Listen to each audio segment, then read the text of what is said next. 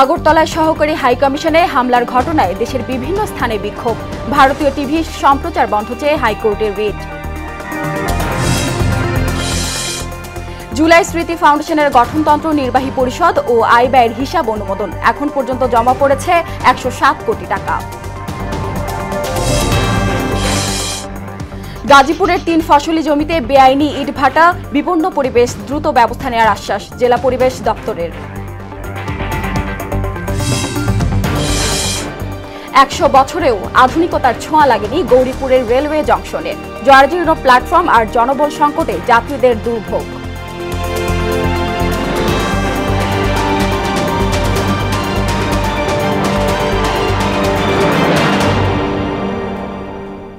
আসসালামু আলাইকুম, সবাইকে মোহনা সংবাদে স্বাগত। শুনছিলেন শিরোনাম, সঙ্গে আছি সুরাইয়া শুভ্রা। এবার বিস্তারিত। ভারতের আগরতলায় অবস্থিত বাংলাদেশ সহকারী হাইকমিশন প্রাঙ্গণে হামলা ও ভাঙচুরের প্রতিবাদে ঢাকা বিশ্ববিদ্যালয়, রাজশাহী বিশ্ববিদ্যালয়, জাহাঙ্গীরনগর বিশ্ববিদ্যালয়, ইসলামী বিশ্ববিদ্যালয়, বেগম রোকেয়া বিশ্ববিদ্যালয়, রংপুর, খুলনা ও ফেনীতে বিক্ষোভ হয়েছে। সোমবার রাতে বৈষম্য বিরোধী ছাত্র আন্দোলনের পাশাপাশি বিভিন্ন সংগঠনের ব্যানারে এসব কর্মসূচির আয়োজন করা হয়।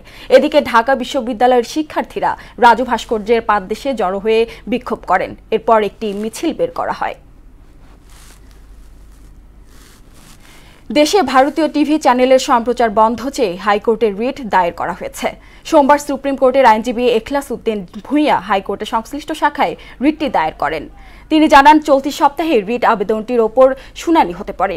রিটে কেবল টেলিভিশন নেটওয়ার্ক পরিচালনা আইন ২০০৬-এর ২৯ ধারা মোতাবেক ভারতীয় সব টিভি চ্যানেলের সম্প্রচার নিষিদ্ধ করতে বলা হয়েছে। সংশোধিত গঠনতন্ত্র, নির্বাহী পরিষদ গঠন ও আয় ব্যয়ের হিসাব অনুমোদন দিয়েছে জুলাই শহীদ স্মৃতি ফাউন্ডেশন। সোমবার রাতে রাষ্ট্রীয় অতিথি ভবন যমুনায় অনুষ্ঠিত ফাউন্ডেশনের ৩য় কেন্দ্রীয় কার্যনির্বাহী পরিষদের সভা অনুষ্ঠিত হয়েছে। গুরুতর অসুস্থ রোগীদের সহায়তার জন্য medical support team, ICT support team, legal support team গঠন নিয়ে আলোচনা হয়েছে।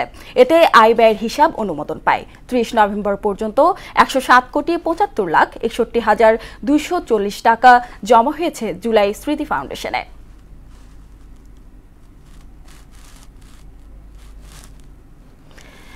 ডেঙ্গু আক্রান্ত হয়ে একদিনে আরও ৩ জনের মৃত্যু হয়েছে। এ সময় বিভিন্ন হাসপাতালে ভর্তি হয়েছে ১,৭০৫ জন। চলতি বছর এখন পর্যন্ত ডেঙ্গুতে মৃত্যু হয়েছে ৪৯৭ জনের। সোমবার রাতে স্বাস্থ্য অধিদপ্তরের হেলথ এমার্জেন্সি অপারেশন সেন্টার ও কন্ট্রোল রুম এ তথ্য জানায়। এদিকে বন্দর নগরী চট্টগ্রামে বাড়ছে ডেঙ্গু আক্রান্তের সংখ্যা। চলতি বছর চট্টগ্রামে এখন পর্যন্ত মৃত্যু হয়েছে ৪২ জনের।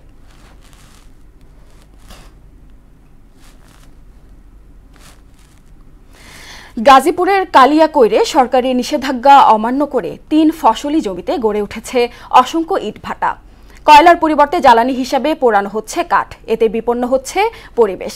এছাড়া রাতের আধারে কৃষি জমির মাটি নেওয়া হচ্ছে ওইসব ইটভাটায়। এতে কমছে কৃষি জমির পরিমাণ। এ বিষয়ে দ্রুত আইনগত ব্যবস্থা নেওয়া হবে বলে জানিয়েছেন জেলা পরিবেশ অধিদপ্তর। আলহাজ হোসেনের প্রতিবেদন, জানাচ্ছেন আফরিন পপি। গাজীপুরের কালিয়াকৈরে ৩ ফসলি জমিতে গড়ে উঠেছে প্রায় ৩০টি ইটভাটা, যেগুলোর বেশিরভাগেরই নেই লাইসেন্স। আইন কানুনের তোয়াক্কা না করে অবাধে পোড়াচ্ছে কাঠ। কৃষকের অভাবের সুযোগ নিয়ে মাটি কিনে নিয়ে যাচ্ছে ওইসব ভাটার মালিকরা। এতে উর্বরতা হারাচ্ছে কৃষি জমি। স্থানীয়দের অভিযোগ, এসব অবৈধ ইটভাটায় জেলা পরিবেশ অধিদপ্তর ও স্থানীয় প্রশাসনের যোগসাজশে চলছে। ১২০ ফুট দৈর্ঘ্যের চিমনি ব্যবহারের নিয়ম থাকলেও তা মানা হয় না। তাতে অসুস্থ হয়ে পড়ছে শিশুসহ সব বয়সী মানুষ।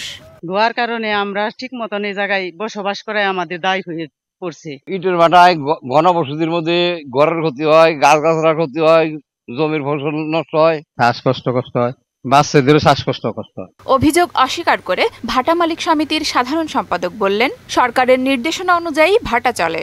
যদি একটা অবৈধ থাকে তাহলে সেটা সরকার যেভাবে যে নির্দেশনা দেবে, নির্দেশনা মোতাবেক আমরা চলবো ইনশাআল্লাহ। অবৈধ ইটভাটার তালিকা করে দ্রুত উচ্ছেদ অভিযান পরিচালনা করা হবে বলে জানান উপজেলা নির্বাহী কর্মকর্তা। যারা অবৈধভাবে আছে তাদের বিরুদ্ধে পরিবেশ অধিদপ্তর থেকে শুরু করে আমাদের বিদ্যমান বিধান প্রয়োজনে ভ্রাম্যমাণ আদালত পরিচালনা করা এগুলো আমাদের নিয়মিতভাবে আমরা করে থাকি, সামনে আমরা করব। কৃষি জমির মাটির উপরের অংশ কেটে নিলে জমির উর্বরতা কমে যায়। এ বিষয়ে কৃষকদের পরামর্শ দিচ্ছেন কৃষি কর্মকর্তা। মাটি যত না বিক্রি করে সেই বিষয়ে আমরা কৃষকদের বিভিন্ন সময় আমরা তাদের বিভিন্ন ট্রেনিং এর মাধ্যমে বিভিন্ন আমাদের যে মাঠ দিবস সেইগুলোতে তাদেরকে সতর্ক করি বা আমার পরামর্শ দিই। এসব ইটভাটার বিরুদ্ধে দ্রুত আইনগত ব্যবস্থা গ্রহণ করা হবে বলে জানালেন জেলা পরিবেশ অধিদপ্তর কর্মকর্তা। গাজীপুরে যেসব অবৈধ ইটভাটা আছে সেগুলো ভেঙে ফেলার জন্য উদ্যোগ গ্রহণ করা হয়েছে এবং হয়তো এই মাসে থেকেই শুরু হবে। দ্রুত এসব ইটভাটা বন্ধে প্রশাসনের প্রয়োজনীয় পদক্ষেপ গ্রহণের দাবি এলাকাবাসীর। আফরিন পপি, মোহনা সংবাদ। নানা সমস্যায় জর্জরিত ময়মনসিংহের গৌরীপুরের রেলওয়ে জংশনটি। নামে জংশন হলেও 100 বছরেও আধুনিকতার ছোঁয়া লাগেনি স্টেশনটিতে। নিরাপত্তাহীনতা, জরাজীর্ণ প্ল্যাটফর্ম আর জনবল সংকটে খুঁড়িয়ে চলছে সেটি। সুযোগ সুবিধা না থাকায় দুর্ভোগে রেল যাত্রীরা। তাই আধুনিক রেল স্টেশন নির্মাণের দাবি তাদের। রুবায়েত বাপ্পির প্রতিবেদন জানাচ্ছেন শারমিত স্বর্ণা। জরাজীর্ণ প্ল্যাটফর্ম, নিরাপত্তাহীনতা ও জনবল সংকট সহ নানা সমস্যায় জর্জরিত ময়মনসিংহের গৌরীপুরের রেল জংশনটি। নেই তেমন কোনো সুবিধা, বরং ব্রিটিশ আমলের সিগন্যাল সিস্টেম আর রেল কর্মকর্তা কর্মচারীদের মানহীন আবাসনে চলছে খুঁড়িয়ে খুঁড়িয়ে। এই রেল স্টেশনটা কিন্তু ব্রিটিশ আমল থেকে যেরকম আমরা জন্মের পর থেকে যেমন দেখতেছি সেম, মানে দিন দিন এরা একটু মানে কিছুদিন পর পর কয়েকটির কাজ করে একটু জোড়াতালি দেয় এইভাবে রাখে এলোমেলো সবকিছু। আমরা চাই সচ্ছল মানে একটা স্টেশন, পরিচ্ছন্ন। আমাদের গৌরীপুর স্টেশনটা আমরা চাই উন্নত হোক। ব্রিটিশ আমলে নির্মিত এই জংশনটি আধুনিক না হওয়ায় ক্ষোভ রয়েছে যাত্রী ও স্থানীয়দের। লক্ষ কোটি টাকার সম্পদ কিন্তু মাটির নিচে ধ্বংস হয়ে যাচ্ছে, অথচ রেলের জন্য আলাদা একটা মন্ত্রণালয় আছে। সেই মন্ত্রণালয় কোনো কাজ করছে বলে কিন্তু আমাদের কাছে মনে হয় না এরকমটা। রেলের কর্মকর্তারা যারা আছে কিংবা যারা ডিউটি করতেছে তাদের চোখে এসব মানে বাজে না। তবে বিভিন্ন সমস্যার কথা স্বীকার করে দ্রুত সমাধানের আশ্বাস দিয়েছেন সহকারী স্টেশন মাস্টার সংকট আছে, পয়েন্টসম্যান কিছু সংকট আছে, আর আপনার মোটামুটি কিছু সংকট আছে। রেলওয়ে জংশনটি আধুনিকায়ন করতে যথাযথ উদ্যোগ নেবে কর্তৃপক্ষ, এমন প্রত্যাশা ভুক্তভোগীদের। শারমিন স্বর্ণা, মোহনা সংবাদ। বিজয়ের মাস ডিসেম্বর প্রসঙ্গ।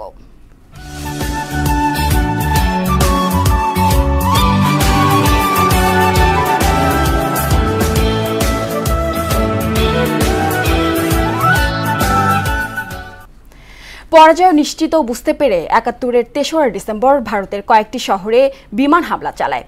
এর নিন্দা জানিয়ে ভারতের প্রধানমন্ত্রী ইন্দিরা গান্ধী জাতির উদ্দেশ্যে দেয়া ভাষণে দেশবাসীকে যুদ্ধে নামার আহ্বান জানান। ৭১-এর ঘটনাবহুল ৩রা ডিসেম্বরের খণ্ডচিত্র জানাচ্ছেন ইশতিয়াক হোসেন।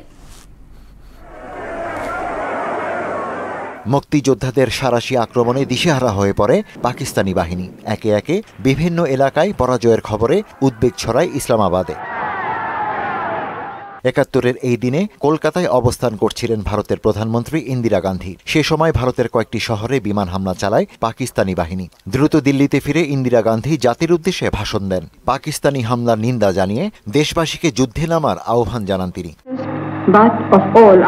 এদিকে মেজর জাফর ইমামের নেতৃত্বে মুক্তিকামী জনতা নোয়াখালীর মাইজদি এলাকা দখলে নেন। তুমুল যুদ্ধের পর কুমিল্লার মিয়াবাজার এবং নোয়াখালীর সোনাইমুড়ি চৌমুহনী দখলে আসে মুক্তিযোদ্ধাদের। সিলেটের ভানুগাছায় পাকিস্তানি সেনাবাহিনীর সঙ্গে সম্মুখ যুদ্ধে ১৭ মুক্তি সেনা শহীদ হন। গাইবান্ধার পলাশবাড়িতে আত্মসমর্পণ করে পাকিস্তানি সেনারা। অবস্থা বেগতিক বুঝতে পেরে সব আন্তর্জাতিক ফ্লাইট বাতিলের পাশাপাশি সান্ধ্য আইন জারি করে পাকিস্তান সরকার। ইশতিয়াক হোসেন, মোহনা সংবাদ।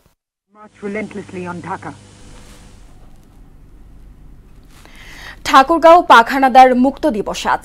১৯৭১ সালের এই দিনে ঠাকুরগাঁও মহকুমায় বীর মুক্তিযোদ্ধাদের মরণপণ লড়াই আর মুক্তিকামী জনতার দুর্বার প্রতিরোধ পরাজিত হয় পাকিস্তানি হানাদার বাহিনী।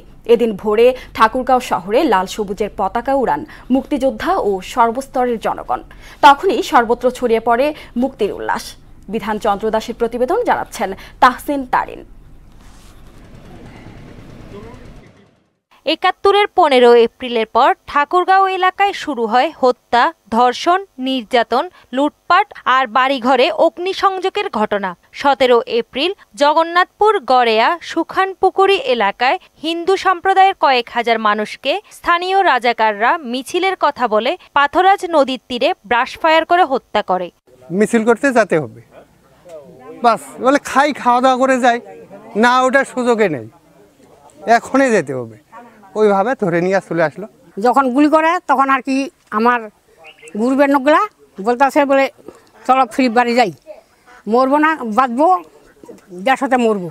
একইভাবে রানীশংকৈল উপজেলার খুনিয়াদিঘির পাড়েও চালানো হয় গণহত্যা। নিরীহ মানুষদের পাক বাহিনী ধরে এনে লাইন করে দাঁড় করিয়ে গুলি করে হত্যা করত। ধীরে ধীরে মুক্তিবাহিনীরা তাদের অবস্থান শক্ত করতে সক্ষম হয় এবং ২ ডিসেম্বর সারা রাত প্রচণ্ড গোলাগুলির পর শত্রু বাহিনী ঠাকুরগাঁও থেকে পিছু হটে সৈয়দপুরে আশ্রয় নেয়। ৩ ডিসেম্বর ভোর রাতে শত্রুমুক্ত হয় ঠাকুরগাঁও। সারা বাংলাদেশের ন্যায় এই জাঠিভাঙা বদ্ধভূমিতে অত্র এলাকার ৩৫০০ মানুষকে এখানে হত্যা করা হয়েছে। বিজয় ছিনিয়ে আনতে ঠাকুরগাঁয়ে প্রায় ১০,০০০ নারী পুরুষকে সেই দিন প্রাণ দিতে হয়েছিল আর পাশবিক নির্যাতনের শিকার হতে হয়েছিল ২,০০০ মা বোনকে। তাহসিন তারিন, মোহনা সংবাদ। তিতুমির কলেজকে বিশ্ববিদ্যালয় করার দাবিতে ৪৮ ঘন্টার মধ্যে কমিটি গঠন সহ ৩ দফা দাবি জানিয়েছে শিক্ষার্থীরা। সোমবার এক সংবাদ সম্মেলনে শিক্ষার্থীরা জানান, ১৮ নভেম্বর মহাখালীতে ৫ ঘন্টার কর্মসূচি পালনের পর মন্ত্রণালয় একটি সম্ভাব্যতা যাচাই কমিটি গঠনের প্রতিশ্রুতি দিলেও তা এখনও প্রকাশিত হয়নি। তাই ৭ দিন অপেক্ষার পরও কোনো অগ্রগতি না দেখে নতুন করে ৩ দফা দাবি উত্থাপন করা হলো। ৩ কর্মদিবসের মধ্যে কাজ শুরু ও ১৫ দিনের মধ্যে রিপোর্ট না দিলে কঠোর কর্মসূচির হুঁশিয়ারিও দেন শিক্ষার্থীরা।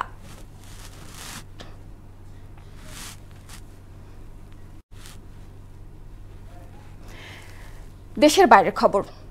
সরকার বিরোধী বিক্ষোভে উত্তাল জর্জিয়া। ইউরোপীয় ইউনিয়নে যোগদানের আলোচনা স্থগিত রাখার সিদ্ধান্তে টানা ৪র্থ দিনের মতো জর্জিয়ার রাজধানী তিবিলিসে পার্লামেন্ট ভবনের সামনে জড়ো হয় হাজারো বিক্ষোভকারী। এ সময় পুলিশ বাধা দিলে জড়িয়ে পড়ে সহিংসতা। পরিস্থিতি নিয়ন্ত্রণে জলকামান ও কাঁদানে গ্যাস ছোড়ে পুলিশ। আটক হন বহু মানুষ। এর আগে ৪ বছরের জন্য ইউরোপীয় ইউনিয়নে যোগদানের আলোচনা স্থগিত রাখার সিদ্ধান্ত নেয় দেশটির ক্ষমতাসীন দল Georgian dream party. South Asian গেমসে স্বর্ণজয়ী শুটার সাদিয়া সুলতানা মারা গেছেন। সোমবার চট্টগ্রামের একটি বেসরকারি হাসপাতালে শেষ নিঃশ্বাস ত্যাগ করেন তিনি। মৃত্যুকালে তার বয়স হয়েছিল ৩১ বছর। ২০১০ সালে সাউথ এশিয়ান গেমসে দলগত ইভেন্টে স্বর্ণ জেতেন সাদিয়া আর এককভাবে জিতেন রৌপ্য। ২০১৩ সাল পর্যন্ত তিনি বাংলাদেশ শুটিং দলের সঙ্গে সম্পৃক্ত ছিলেন তিনি। এরপর ব্যক্তিগত কারণ দেখিয়ে ক্রীড়াঙ্গনের বাইরে ছিলেন সাদিয়া। তার মৃত্যুতে Bangladesh Olympic Association, Bangladesh cricket board ও ফুটবল ফেডারেশন পৃথক পৃথক বাণীতে শোক প্রকাশ করেছেন।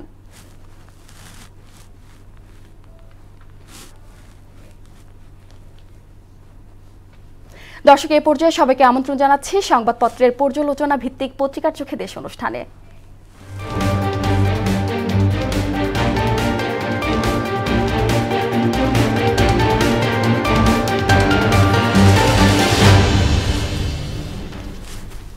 দর্শক, অনুষ্ঠানের আজকের অতিথি মোহনা টেলিভিশনের যুগবার্তা সম্পাদক নাসির উদ্দিন। নাসির, পত্রিকার চোখে দেশ অনুষ্ঠানে আপনাকে স্বাগত। প্রথমেই জেনে নেব শিরোনামগুলো, তারপর আলোচনায় আসব। দর্শক, দেখে নিচ্ছে প্রথম আলো শিরোনাম করেছে আগরতলায় বাংলাদেশ মিশনে হামলা, ঢাকার কড়া প্রতিবাদ। বসুন্ধরার মালিকদের বিদেশে থাকা সম্পদ সব জব্দের আদেশ। রাতে ঢাকা বিশ্ববিদ্যালয় ক্যাম্পাসে বিক্ষোভ, আগরতলায় হামলার প্রতিবাদ। দৈনিক ইত্তেফাক, আওয়ামী লীগকে সুবিধা দিতে ১৩০ আসনের সীমানা বদল। সরকারকে ৫ পরামর্শ শ্বেতপত্র কমিটির। সমকাল, আওয়ামী লীগ আমলে চোরতন্ত্রের উত্থান। হামলা পূর্ব পরিকল্পিত, ক্ষুব্ধ প্রতিক্রিয়া পররাষ্ট্র মন্ত্রণালয়ের। ত্রিপুরায় হাইকমিশনে হামলা, নিন্দা প্রতিবাদের ঝড়। বাংলাদেশ প্রতিদিন, কমছে না উত্তাপ, আগরতলায় বাংলাদেশ হাইকমিশনে ভাঙচুর, পশ্চিমবঙ্গে মিছিল, মমতার মন্তব্যে বিস্ময় বাংলাদেশে বিক্ষোভ। চামচাতন্ত্র থেকে হয় চোরতন্ত্র। সংস্কার করেই নির্বাচন, ডক্টর মোহাম্মদ ইউনূস। যুগান্তর। আগরতলায় দূতাবাসে হামলা, হিন্দু সংঘর্ষ সমিতির ব্যানারে তাণ্ডব ভাঙচুর, পতাকা অবমাননা। কূটনীতিকদের ব্রিফিং শেষে পররাষ্ট্র উপদেষ্টা, কোনো সাম্প্রদায়িক কার্যকলাপ বরদাস্ত করা হবে না। বণিক বার্তা। 2 মাসে যুক্তরাজ্যে 199 প্রপার্টির ঋণ পরিশোধ করেছেন সাবেক ভূমিমন্ত্রী সাইফুজ্জামান চৌধুরী। বিশেষ আইন বাতিল হয়েছে, বৈধতা পেয়েছে হাসিনা আমলের সব চুক্তি, বিদ্যুৎ ও জ্বালানি। The daily star. Protesters attack Bangladesh's Agartala mission. Gov must come up with 2-year economic plan. দেখে নিলাম এক নজরে শিরোনামগুলো। আজ তো দিনভর আলোচনা ছিল আগরতলা বাংলাদেশ মিশনে হামলার বিষয়টি। এ নিয়ে সরকারের পক্ষ থেকে প্রতিবাদের পাশাপাশি বিক্ষোভ হয়েছে দেশের বিভিন্ন স্থানে। এ বিষয়ে আপনি কি বলবেন? দেখুন, প্রথমত যেটা বলতে চাই, এটি একটি পররাষ্ট্র বিষয়ক একটি হাইকমিশনগুলোর নিরাপত্তার ক্ষেত্রে একটি সনদ আছে, ভিয়েনা সনদ। যে হামলাটি হয়েছে আগরতলায় বাংলাদেশ সহকারী হাইকমিশনে, সেটি সেই ভিয়েনা সনদের স্পষ্ট লঙ্ঘন। এটি আসলে করতে পারে না, এবং যে দেশে এই ধরনের হাইকমিশনগুলো অবস্থিত হবে সেই দেশেরই দায়িত্ব এবং কর্তব্য হচ্ছে অন্য দেশের হাইকমিশনগুলোর নিরাপত্তা নিশ্চিত করা। সেক্ষেত্রে ভারত সেই নিরাপত্তা নিশ্চিতে পুরোপুরি ব্যর্থ, এবং এটি ওই ভিয়েনা সনদের স্পষ্ট লঙ্ঘন। এটি যেমন আছে বাংলাদেশ, যে কারণে বাংলাদেশ সরকার কালকের পরপরেই, কালকে যখন এই ধরনের ঘটনা ঘটলো এবং তারপর পররাষ্ট্র মন্ত্রণালয় থেকে বিবৃতি দিয়ে এর কড়া প্রতিবাদ জানানো হয়েছে, সেটি আমরা দেখেছি। এবং একই সঙ্গে বাংলাদেশের খবরও তো দেখছেন, সন্ধ্যার পর থেকে ঢাকা বিশ্ববিদ্যালয় হোক, দেশের বিভিন্ন জায়গায় এটির প্রতিবাদ হয়েছে, বিক্ষোভ হয়েছে, এবং সেই বিক্ষোভের ভাষা আসলে ছড়িয়ে পড়েছে পুরো দেশেই।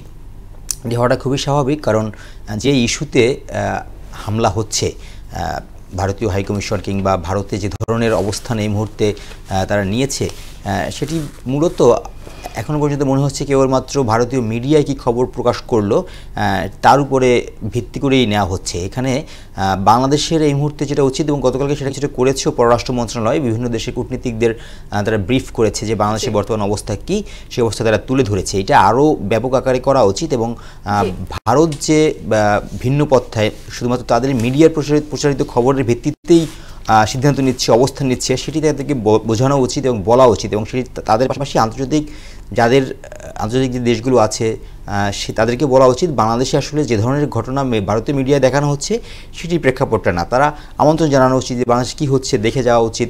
তারপরে যদি এই প্রতিবাদের ভাষাটাও তো অবশ্যই অব্যাহত রাখতে হবে। তবে মূলত কূটনৈতিক তৎপরতাও আমার কাছে এখানে খুব জরুরি মনে হয়, যে যেহেতু বাংলাদেশে আসলে ভারতীয় মিডিয়ায় যেটা হচ্ছে সে ধরনের ঘটনা ঘটছে না, সেটাই তুলে ধরা উচিত খুব জোরালোভাবে আসলে। জি, আমরা আরেকটা বিষয় দেখতে পেয়েছি এখানে, যে অর্থনীতির শ্বেতপত্র তো প্রকাশ করা হয়েছে, সেখানে বলা হয়েছে আওয়ামী লীগ আমলেই চোরতন্ত্রের উত্থান। তো এত লুটপাটের খবর কতটা শঙ্কার? একটা বিষয় প্রথমে বলা হচ্ছিল চামচাতন্ত্র থেকে চোরতন্ত্র, ওয়ার্ড দুটি এরকমও ছিল, যে প্রথমে আসলে সরকারের ভিতরে সরকার, আওয়ামী লীগ সরকার, এই পুরো শ্বেতপত্রটা মূলত আওয়ামী লীগ সরকারের 16 বছর কেন্দ্রিক, এবং সেখানেই সেই বিষয়টাই বেশি ফোকাস হয়েছে।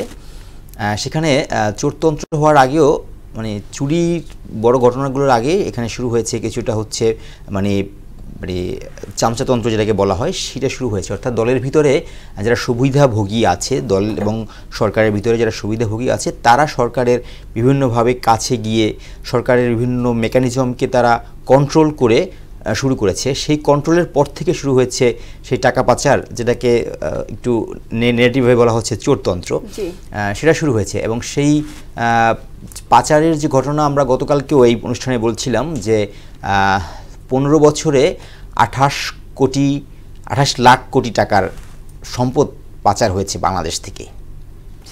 15 বছরে 28 লাখ কোটি টাকা, এবং সেই টাকা দিয়ে আসলে যদি থাকতো বাংলাদেশে, বা সেটা যদি বাংলাদেশ ব্যবহার করতে পারতো, বাংলাদেশের উন্নয়ন যদি ব্যবহার হতো, তাহলে বাংলাদেশ কোথায় যেত সেই ধরনের একটা চিন্তা করছিলাম গতকাল থেকে, এবং সেটি ঠেকানো যায়নি। এবং আওয়ামী লীগ সরকারের বিভিন্ন প্রশাসন বলি, প্রশাসনের সঙ্গে দল জড়িয়ে গেছে, এই দুটো মিলে দল এবং প্রশাসন দুইভাবে মিলেই এই ধরনের লুটপাট হয়েছে এবং বিভিন্ন ক্ষেত্রে এবং সরকারকে এই মুহূর্তে সরকারের যেটা করা উচিত সেই টাকাগুলো আসলে যেটা দেশের বাইরে চলে গেছে সেটাকে কীভাবে ফিরিয়ে আনা যায় সেটা চেষ্টাটা অবশ্যই করা উচিত এবং দেশের ভিতরে যদিও সেটা কিছুটা পদক্ষেপ সরকার নিয়েছিল, এসে কারো অ্যাকাউন্ট ফ্রিজ করে দেয়া, বিশেষ করে যারা এই ধরনের শীর্ষ দুর্নীতিতে জড়িয়ে পড়েছিল তাদের অ্যাকাউন্ট ফ্রিজ করে দেওয়ার মতো ঘটনা আমরা দেখেছি। সেই পদক্ষেপগুলো সরকার নিয়েছে, তবে এক্ষেত্রে আরও বেশি কড়াভাবে সেই পদক্ষেপ নেওয়া উচিত যাতে করে যে দুর্নীতি হয়েছে সেই দুর্নীতির টাকাগুলো নিশ্চয়ই একেবারে ভ্যানিশ হয়ে যায়নি, সেটি হয় দেশের বাইরে অথবা দেশের ভিতরেই কারো না কারো কাছে যারা এর সঙ্গে জড়িত তাদের কাছ থেকে টাকাগুলো বের করে নিয়ে আসা এবং সেটা আনার পরে দেশের যে উন্নয়নের ক্ষেত্রগুলোতে আরও চিন্তা করা উচিত যে ওই দুর্নীতির টাকাগুলো যেগুলো এখনও দেশে আছে কিংবা দেশের বাইরে যেগুলো চলে গেছে সেগুলোকে কিভাবে নিয়ে আসা যায় সেই পরিকল্পনা এখন সাজানো উচিত। সাজিয়ে এই যে শ্বেতপত্র কমিটি যে রিপোর্টটা দিল নিশ্চয়ই শুধুমাত্র রিপোর্টটি রেখে দেওয়ার জন্য না, এখান থেকে নিশ্চয়ই সরকারকে কোনো পরামর্শ দেওয়া হয়েছে।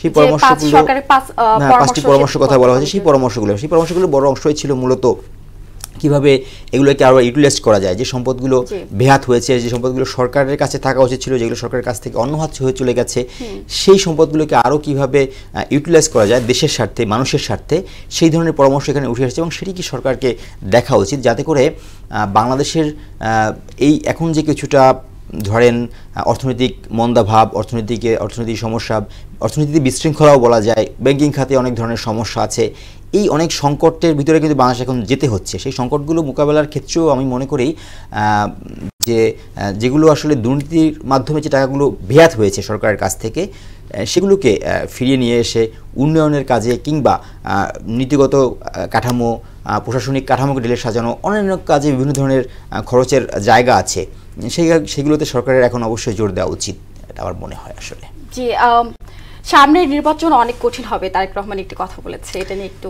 আলোচনা। হ্যাঁ, নির্বাচন কঠিন হবে। উনি একটা কথা বলেছেন যে দলের নেতাকর্মীরা যেন এটা মনে না করে যে বিএনপি ক্ষমতায় চলে গেছে, এই ধরনের মানসিকতা যেন তাদের ভিতরে না আসে। এই কথাটা বলার পিছনে যুক্তি হচ্ছে আমরা দেখেছি 5 আগস্ট পরে এই কিছু স্বেচ্ছাচারিতা এখনও আমরা শুনছি যে আসলে মুদ্রার এপিট এবং ওপিট হয়েছে, যে জায়গাগুলোতে একসময় আওয়ামী লীগের আধিপত্য ছিল, যেসব ধরেন বাস স্ট্যান্ড কিংবা মার্কেট, মসজিদ, যেসব জায়গাতে আওয়ামী লীগ আধিপত্য বিস্তার করতো, জাস্ট উল্টে গিয়েছে, সেখানে এখন বিএনপি আধিপত্য করছে। শীর্ষ নেতৃত্ব থেকে বারবারই বলা হচ্ছে যে এই ধরনের ঘটনা ঘটলে আসলে জনপ্রিয়তা হারাতে হবে বা নির্বাচন কেন্দ্রিক এক ধরনের দুশ্চিন্তার কথা বলছিল। এখন বিএনপি শীর্ষ নেতৃত্বকে এই বিষয়টাকে আরও বেশি জোরালোভাবেই চিন্তা করতে হবে। তার কারণ হচ্ছে দেখুন, বিএনপি আসলে জনপ্রিয় দল, দীর্ঘ সময় তারা কোণঠাসাই ছিল বলা যায়।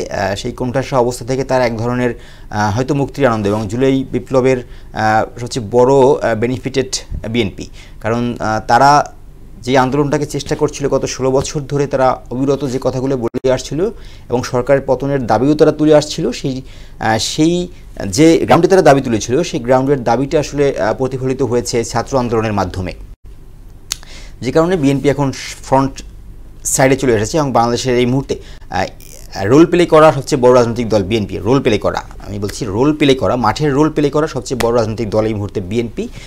তাদের দিকে আসলে এক ধরনের ফোকাস, সেটা তাদের কর্মী সমর্থকরা আছে এবং যারা ধরেন দেশ নিয়ে ভাবছে কিংবা দেশের ভবিষ্যৎ আগামীতে কি আসবে না আসবে সেই ধরনের চিন্তা যখন শুরু হয়ে যায়, তখনও সবার আগে আসলে বিএনপির নামটাই এই মুহূর্তে আসছে।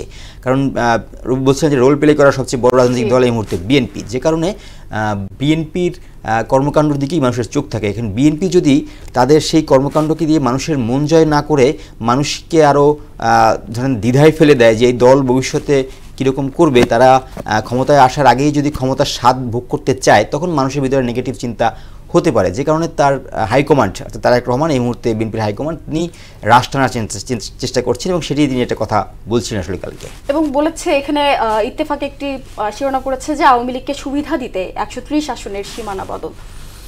দেখুন, আসলে আওয়ামী লীগ আমলে এই ধরনের, কারণ দুটি নির্বাচন, 2009 সালের নির্বাচনটাকে নিয়ে আমি আসলে কথা বলতে চাচ্ছি না, যেটা আওয়ামী লীগ তৎকালীন আওয়ামী লীগ তৎকালীন প্রধানমন্ত্রী তিনি বলছিলেন যে 2009 সালের নির্বাচন নিয়ে তো কোনো কথা নেই। তবে 2014, 2018, 2024-এর নির্বাচন ক্ষেত্রে তারা কিছুটা বেপরোয়া আচরণ করেছে, সেই বেপরোয়া আচরণ করার সময় হয়তো যেহেতু নিজেদের সাজিয়ে গুছিয়ে নেয়ার যে টেন্ডেন্সি, সেটা তার একটি হতে পারে হয়তো আওয়ামী লীগের সুবিধা দিতে 130 আসনের সীমানা বদল। তবে সীমানা বদলের ক্ষেত্রে আমার হিসাবটা হচ্ছে, সীমানা বদলের ক্ষেত্রে সুবিধা দেওয়ার পাশাপাশি অনেক সময় এমনটাও আমরা দেখেছি, সীমানাগুলো এমন হয়েছে, আমি একটা আসনের কথা বলতে পারি, পিরোজপুরের একটি আসন, যেখানে 2 থানা মিলে দুই জেলার 2টি আলাদা থানা নিয়ে একটি আসন, 2 জেলার, অর্থাৎ পিরোজপুর জেলার একটি থানা এবং বরিশাল জেলার একটি থানা নিয়ে 2টি আসন ছিল। এই 2টি আসন ছিল, 2 থানায় 1 আসন ছিল। এই ধরনের কিছু জায়গাতে তারা চেঞ্জ করেছে। সব মিলিয়ে বলা যায় যে হ্যাঁ, সব কিছু ব্যতিক্রমও আছে, তবে আওয়ামী লীগ কোথাও কোথাও হাত দিয়েছে, এটা হয়তো সত্য। জি, আপনাকে আমাদের সাথে স্টুডিওতে সময় দেওয়ার জন্য অনেক ধন্যবাদ। শেষ করব মোহনা সংবাদ, যাবার আগে শিরোনামগুলো আরো একবার।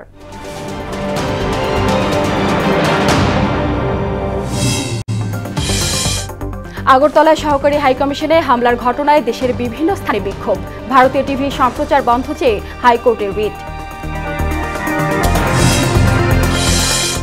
জুলাই স্মৃতি ফাউন্ডেশনের গঠনতন্ত্র, নির্বাহী পরিষদ ও আয় ব্যয়ের হিসাব অনুমোদন, এখন পর্যন্ত জমা পড়েছে 107 কোটি টাকা। গাজীপুরের 3 ফসলি জমিতে বেআইনি ইট ভাটা, বিপন্ন পরিবেশ, দ্রুত ব্যবস্থা নেওয়ার আশ্বাস জেলা পরিবেশ অধিদপ্তরের।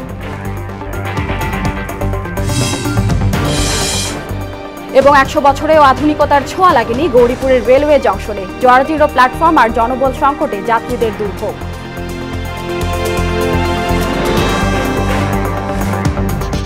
এ ছিল মোহনা সংবাদে। পরবর্তী সংবাদ দুপুর 1টায়। এর আগে সংবাদ এক নজরে দেখবেন দুপুর 12টায়। মোহনার সবশেষ খবর জানতে ভিজিট করুন www.mohana.tv। সংবাদ দেখতে পারেন ফেসবুক, ইউটিউবে। এতক্ষণ সঙ্গে থাকার জন্য ধন্যবাদ।